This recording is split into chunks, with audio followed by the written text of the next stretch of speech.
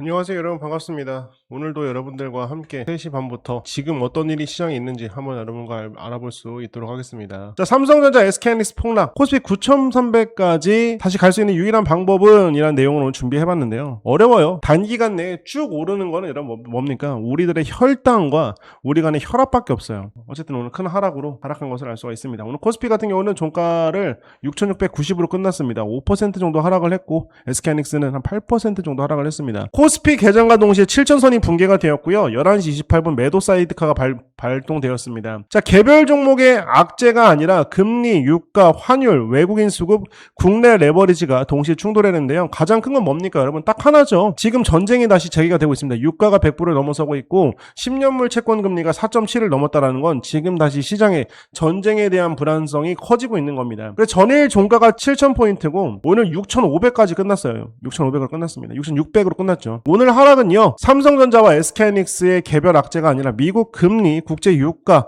환율, 외국인 수급과 국내 레버리지가 동시에 충돌한 결과이고요. 우리는 수요를 확인은 했습니다.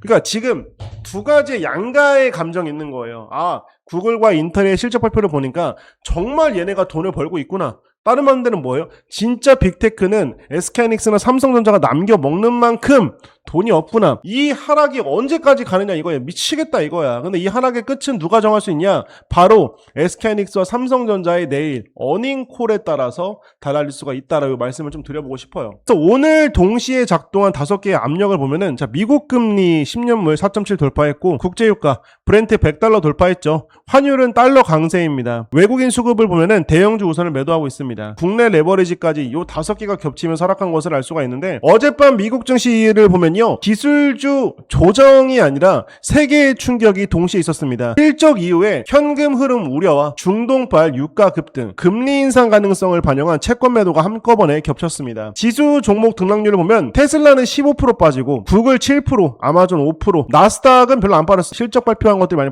빠졌는데, 실적 이후에 말씀드린 것처럼 현금 흐름에 대한 우려가 심해지고 있습니다. 자, 알파벳, 테슬라 실적 발표 이후 캐펙스가 급증되고 있는 것을 알 수가 있고, 잉여현금 흐름의 축소 또는 마이너스가 이슈가 되고 있습니다. 그리고 투자 회수 시점에 대한 의문이 확대가 되고 있습니다. 투자 회수 시점에 대한 의문이 확대가 되고 있다라고 보시면 될 것 같습니다. 언제 너네가 그 돈을 가져와가지고 회수해서 돈을 벌 수 있는데, 이런 의심들이 계속 커지고 있습니다. 그래서 두 번째는 중동 정세입니다. 미국과 이란의 전쟁으로 인해서 유가가 급등하고 브렌트 100달러, 서부 텍사스유 90달러를 돌파를 했죠. 호르무즈 홍해 수송류, 홍해에 대한 수송로 동시 위협되고 있기 때문에 이런 3가지 이슈들이 겹쳐가지고 올라가고 있습니다. 미국 채권 매도도 이루어지고 있죠. 금리 인상 가능성을 재반영하면서 장기물 입찰 수요가 부진하고 기간 프리미엄이 상승했습니다. 어젯밤 나스닥은 실적이 나빠서만 하락한 게 아니라 유가와 금리가 동시에 상승하면서 미래 이익의 현재 가치가 낮아지고 있다. 기대치, 현금 흐름, 금리 3단계가 순서대로 무너졌습니다. 같은 실적도 금리가 오르면 다르게 평가되는데요. 나스닥의 하락은 이익의 문제가 아니라 할인율의 문제에 가깝습니다. 밸류에이션 축소가 발생하는 경로를 보면은 요겁니다. 밸류에이션 축소가 발생하는 경로를 보면요, 실적 발표가 나면은 당연히 캐펙스 증가 확인합니다. 잉여현금 흐름이 감소하고 투자 회수 기간이 증가하고 금리가 상승하면 밸류에이션이 축소하는 요 구간에 지금은 들어가고 있는 거예요. 그러니까 1단계 실적 기대치가 지나치게 높았습니다. 그래서 알파벳의 클라우드 사업은 매우 빠르게 성장했습니다. 그러나 시장은 매출 증가보다 투자비와 현금 흐름을 더 크게 문제 삼았는데요. 기대치가 이미 높은 상태에서는 좋은 실적도요, 예상만큼 좋다로 해석이 되고, 그 다음 질문은 곧바로 그래서 그 돈은 언제 회수가 되는데. 자, 2단계 AI 투자비가 현금 흐름을 넘어섰습니다. 자, 과거 빅테크는 막대한 영업 현금 흐름으로 데이터 센터 투자, 자사주 매입, 배당을 모두 감당했습니다. 그러나 현재는 AI 데이터 센터와 반도체 투자비가 급격히 증가하면서 일부 기업이 부채와 주식 발행까지 검토해야 하는 상황으로 변화하고 있습니다. 이익이 나오는 시점이 멀수록 할인폭이 커지기 때문에 고성장주와 기술주가 금리 상승에 가장 민감하게 반응합니다. 제가 자료를 하나 가져왔는데 여러분 보세요. 이게 구글입니다. 구글 보면은 구글의 잉여현금 흐름이에요. 2025년 2분기부터 쭉 증가했다가 3분기, 4분기에서 이 빨간색이 잉여현금 흐름인데요, 바닥을 찍고 있죠. 지금 마이너스를 찍었습니다. 그러니까 구글이 아무리 매출이 매출이 잘 나오더라도 지금 문제가 뭐냐면 다음 분기에는 어때? 또 마이너스를 낼 거야. 클라우드 영업이익과 영업이익률은 계속 증가하고 있어요. 증가하고 있는데 돈을 계속 투자를 하는 거야. SK하이닉스와 삼성전자는 여기 구간에서 어떤 문제가 발생할 수가 있냐면 더 이상 구글이 잉여현금 흐름을 우리 이제부터 현금을 모아야 되기 때문에 설비 투자를 속도를 좀 늦추겠다 하면은 그때부터 SK하이닉스나 삼성전자는 뭡니까? 계속 할 수가 없어요. 그럼 그때 삼성전자나 SK하이닉스는 좀 밸류에이션을 재조정 받을 겁니다. 가장 큰 고객사 중에 하나인 구글 자체가 그 영업이익률은 올라가고 있는데 알파벳 분기 캐펙스와 잉여현금 흐름을 보면은 지금 마이너스를 찍었단 말이에요. 분기 그래프를 보면 계속 늘어나죠. 설비 투자는 늘어나고 있어요. 분기별로 계속. 다음 분기 때도 설비 투자가 늘어나겠죠. 그럼 또 잉여현금 흐름이 또 바닥을 치겠죠. 여기서 우리가 겪고 있는 문제는 뭐냐면 그래서 돈 언제 벌 건데요. 나스닥이 하락한 것은 AI 실패해서가 아니라 이익이 돌아오는 시점이 멀어졌고 동시에 그 미래를 할인하는 금리가 올라갔기 때문입니다. 실적이 나빠서 하락한 것이 아니고요. 너무 많이 투자하고 있어서 하락한 것입니다. 클라우드 성장률은 강했습니다. 시장이 문제 삼은 것은 매출이 아니라 그 매출을 만들기 위해 쓰는 돈의 속도였습니다. 구글의 클라우드 성장률은 82% 성장했습니다. 근데 2분기 현금 소진을 보면은 마이너스 59억 달러예요. 연간 투자 계획은 추가 확대를 했죠. 연간 캐펙스는 추가적으로 확대를 했는데 현금은 없어. 긍정적인 부분은 뭐냐면 AI 컴퓨팅 수요가 여전히 강하고요. 데이터 센터 공급이 수요를 따라가지 못할 정도의 AI 인프라 수요가 존재합니다. 그리고 투자 확대는 장기적으로 GPU, HBM, 서버용 D램까지 수요가 긍정적인데 안 좋은 점은 뭐냐면은 돈의 속도인 거예요. 2020년 2분기 약 59억 달러의 현금을 소진을 했고 연간 투자 계획을 추가로 약 150달러를 확대를 했습니다. 투자비가 영업현금 흐름 증가 속도를 앞서기 시작을 했어요. 그래서 향후에 투자 재원을 부채나 주식 발행으로 조달할 가능성이 또 유상증자를 할 가능성이 있다는 거죠. 그래서 알파벳과 투자의 현금 흐름을 보면은 클라우드 매출은 증가했으나 AI 투자도 증가하면서 분기 현금 흐름은 마이너스를 찍었다. 좀 긍정적인 거에 대해서 얘기를 해보자면은 삼성전자는 무엇이 문제이고 무엇이 살아있느냐. 주가를 누른 것은 수급과 금리입니다. 사업에서 살아있는 것은 메모리 가격인데요. 주가 하락 요인과 사업의 펀더멘털은 반드시 분리해서 해석을 해야 됩니다. 그래서 두 축은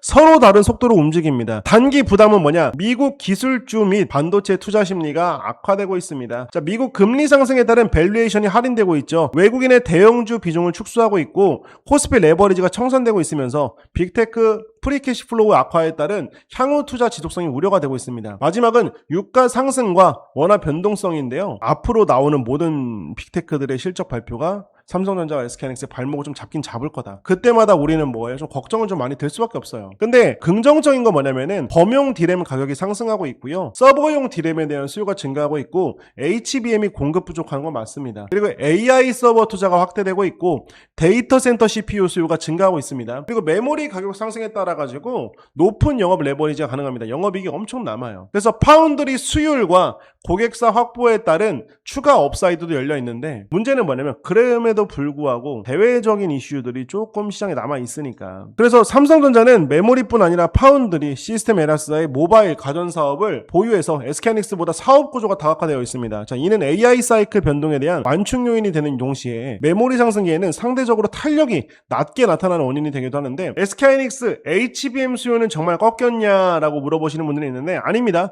자, 주가가 하락했다고 해서 HBM 주문이 취소된 것은 아닙니다. 보면은요, HBM과 AI 투자 사이클에 대한 민감도가 높습니다. 근데 왜 삼성전자보다 변동성이 크냐면 외국인 투자 비중과 거래 집중도가 높고요. 단일 종목 레버리지 상품의 영향도 있고요. ADR과 한국 보통주 사이에 수급이 변화되면서 높은 상승률을 이후에 차익 실현이 계속 나오고 있고 AI 캐펙스 우려 발생 시에 가장 먼저 매도되는 대표 종목이에요. 그럼에도 불구하고 HBM 수요 붕괴로 단정하기 어려운 근거를 말씀을 드리면 첫째, 하이퍼스케일러의 AI 투자 계획은 여전히 확대되고 있습니다. 두 번째, GPU 세대가 바뀔수록 탑재되는 HBM 용량이 증가하죠. 세 번째, 데이터 센터 CPU 수요까지 동시에 증가하고 있습니다. 그리고 뭐가 있을까요? 고객사와 메모리 업체 사이에 장기 공급 계약이 확대되고 있습니다. 다음은 단기간에 신규 HBM 공급 업체가 대규모 물량을 공급하기가 어렵습니다. 그 다음은요,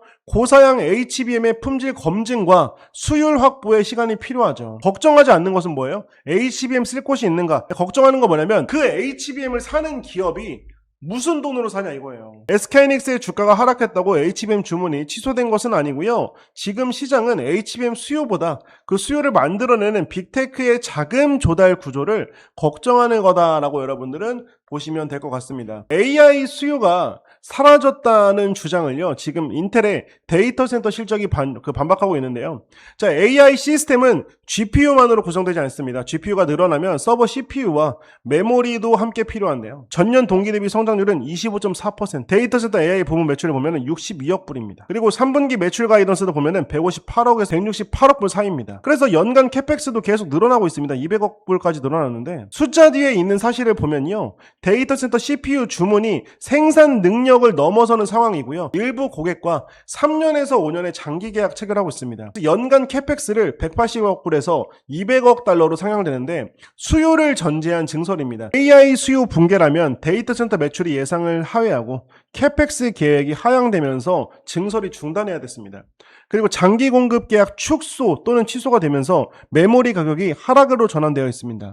그리고 밸류에이션 조정이라면 데이터 센터 매출은 예상 상회하는데 캐펙스 계획도 오히려 상향되는데 장기 계약 확대되면서 금리 유가 상승이 동시에 진행됩니다. 금리 유가 상승이 동시에 진행되면 밸류에이션 조정입니다. 인텔 실적은 AI 수요가 사라졌다는 주장을 반박을 하고요. 문제는 수요가 아니라 이 거대한 투자를 어떤 현금으로 감당할 것이냐. 실물의 반도체 수출은 아직 강합니다. 그런데 금융시장은요, 미래를 먼저 할인하는데요. 자, 한국은행의 2026년 2분기 국민 계정 지표는 시장 예상을 상회했습니다. 자, 주가와 경제 지표는 서로 다른 시간을 보고 있는데요. 긍정적 해석을 보면은 한국 경제의 반도체 수출 모멘텀은 여전히 강합니다. 오늘의 주가 하락을 한국 경제와 반도체 실적의 즉각적인 붕괴로 해석하기 어려운데요. 유보해야 될 부분은 뭐냐면 경제와 기업이 반도체에 지나치게 집중되어 있고 반도체 주가 변동이 금융시장과 소비심리에 미치는 영향이 커졌습니다. 그리고 유가가 장기적으로 100달러 이상 유지되면 수출 개선 효과가 수입 물가 상승으로 일부 상쇄될 수 있습니다. 여러분, 저는 다음 주 월요일날 여러분들께 또 인사드릴 수 있도록 하겠습니다. 감사합니다. 저는 김민규였습니다.